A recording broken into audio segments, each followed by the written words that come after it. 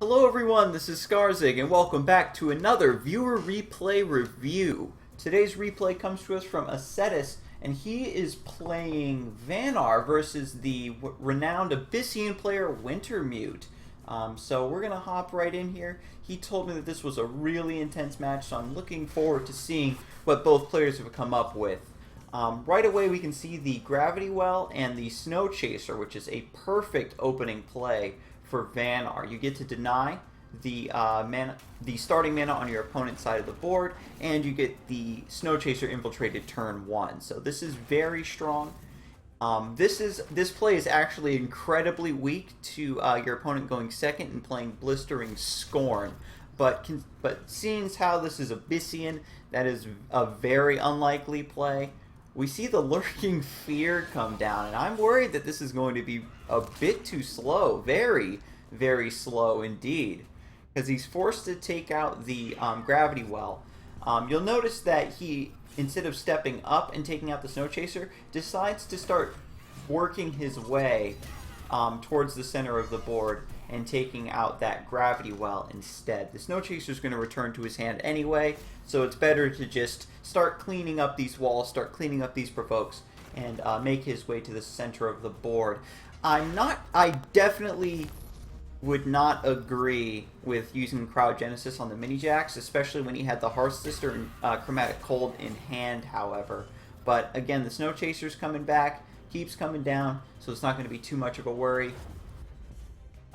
We've got the Reaper of the Nine Moons coming down. The Lurking Fear discounts this because it is a Dying Wish minion. Fortunately, we get the counter through Aspect of the Fox. When you're playing Vanar, Reaper of the Nine Moons doesn't really have anything scary to steal. You don't really need to worry about taking that 5 damage. I would suspect Wintermute, had that lived, might have even used it to start cleaning up walls. But we've got the Vorpal Reaver coming down, and this is huge because it's discounted by the Lurking Fear, of course, just like the Reaper of the Nine Moons was. And furthermore, we saw that Ascetis just used the Aspect of the Fox, so Wintermute was betting that he wouldn't have another one. Generally speaking, players tend to replace multiples when they get them in their hands. So he does get the Chromatic Cold down, which will take some of the sting out of this at least. But he's still going to take some pretty hefty damage here.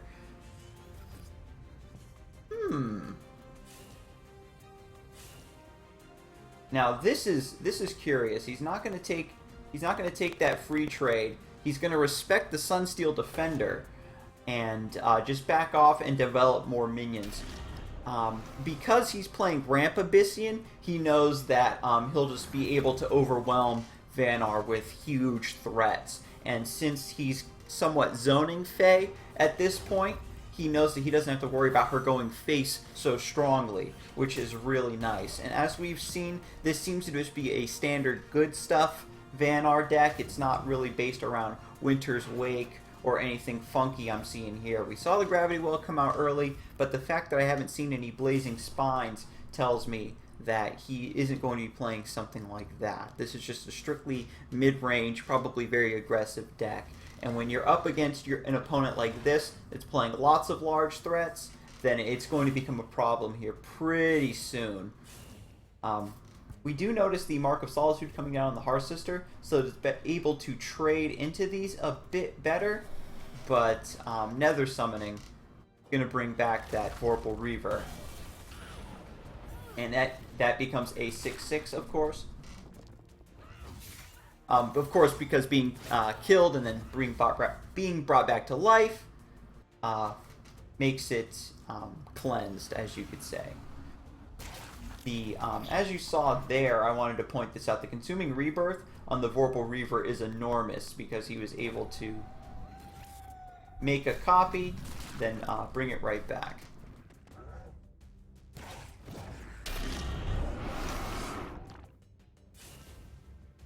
This is looking very promising.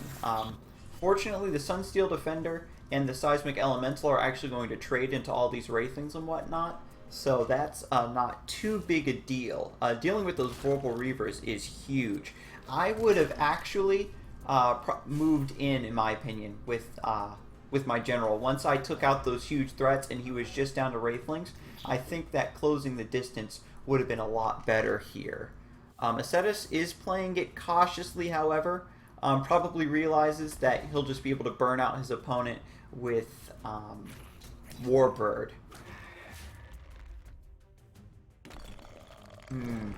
This is a favorite combo of mine as well. The Nasher coming down along with the Ritual Banishing. You get to kill the larger target and then Nasher's AoE. When it dies, it deals 3 damage to all enemies around it. And so he uses that to clear the enemy's board. And he's just developing a few more Wraithlings here.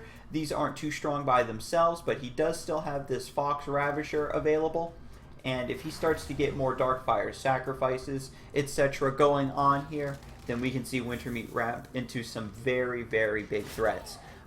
One of the weaknesses of the Ramp Abyssian deck that I've noticed is your hand runs out very, very quickly. You're spending multiple cards to summon large threats early, which is a decent trade-off, rather. Fortunately, Abyssian does have Rite of the Undervault, and oh, there it is, perfect. So Wintermeat is able to refill his hand here. Keeps the Draugr Lord sealed into the corner with a couple Wraithlings. This is massively efficient, right? Because the Draugr Lord is forced to attack one Wraithling, and it's possible he might be able to just body block him diagonally with the second Wraithling here as soon as his turn ends. We'll see if we get a Hearth Sister coming down to bring that Draugr Lord back into play. But right now, Ascetis is getting cornered. We've yet to see if he's running Frostburn, which would be enormous for him in this situation. Oh, but we do get, yep, excellent. So the Hearth Sister is going to bring that Draugr Lord back into play. We get the Chromatic Cold coming down onto the deal toss, and the Draugr Lord can KO that. I definitely think it's worth it here to take that 5 damage off the board. Draugr Lord, if you'll recall, when it dies, it summons a 4/8 Ice Drake on this space. It's like Fenrir Warmaster summoning a copy of itself when it dies, and that's really huge. Normally your opponent, by the time Draugr Lord starts to drop at the higher manas, your opponent may have already gone through a lot of their removal on some of your other threats, and if the Draugr Lord is able to fully whittle itself down, basically reheal itself, and then keep going, then that amount of value is really hard for your opponent to come back from.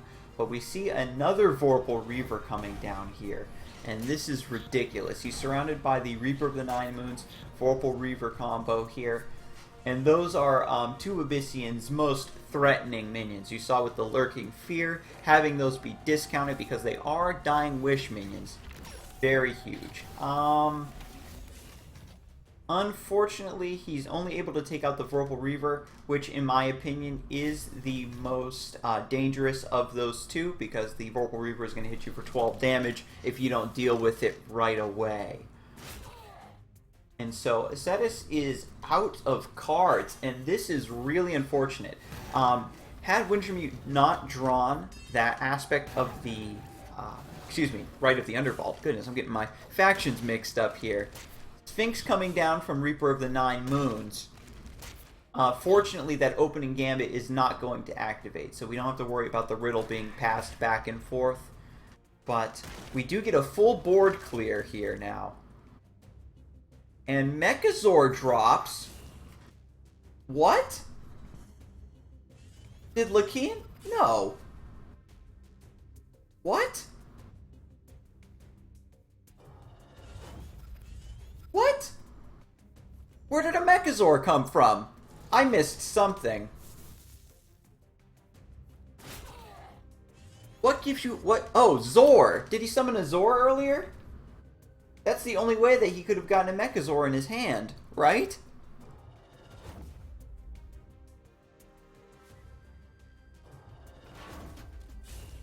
Well played.